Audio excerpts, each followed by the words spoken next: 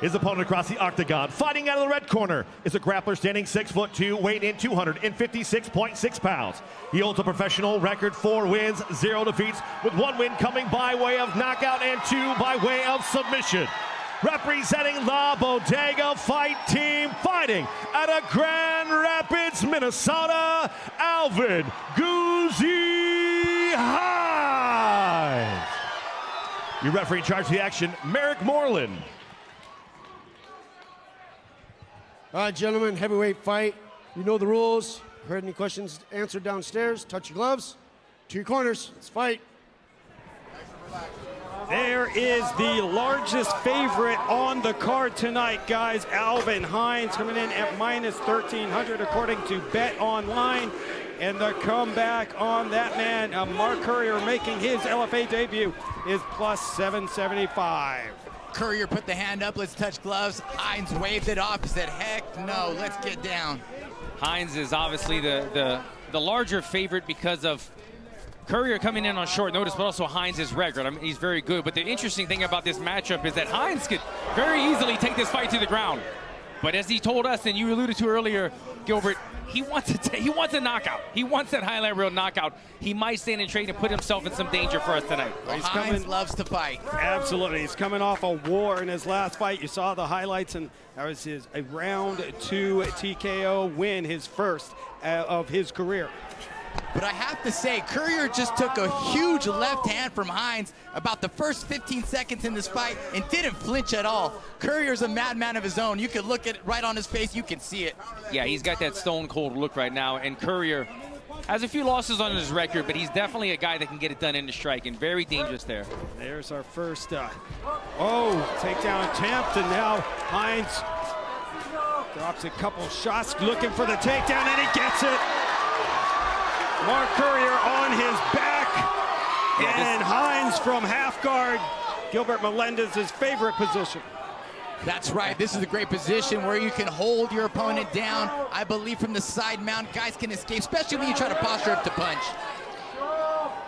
Hines wanted to test out the striking, landed a couple shots, felt some shots from Currier, decided to abandon that game plan, go to where he is the more dominant fighter, a guy that wrestled, played football in high school. You see the way that he's built. He's had a lot of success throughout his career in these exact type of positions. Yeah, smart decision by Hines. We got a tap already from Currier. Already, Alvin Hines remains undefeated and blows the roof off of the Mystic Lake Casino. Holy smokes, Hines steamrolls Currier. Dances around on the feet. Big punch exchanges and finally gets the takedown.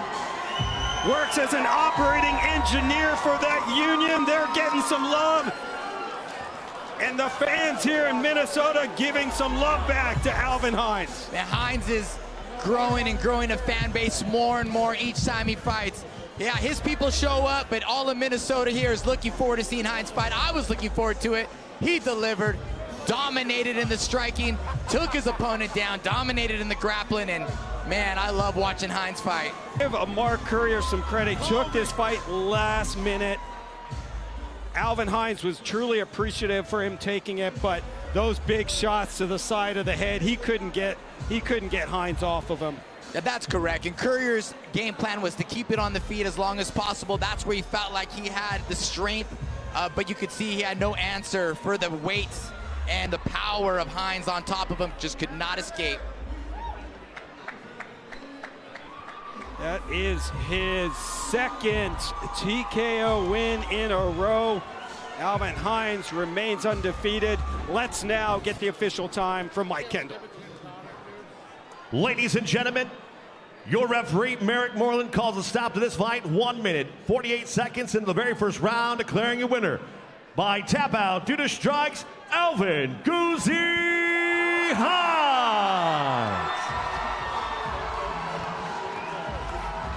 The big man keeps making big things happen.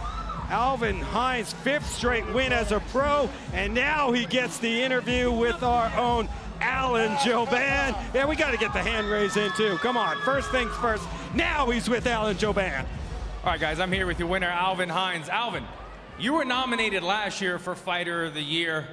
This has got to feel good to start off 2025 with a victory like this. It always feels good with a victory, no matter what year it is. I know you said you wanted to come out here and do something crazy. I did. Get a knockout. You got a TKO. How does that victory feel for you?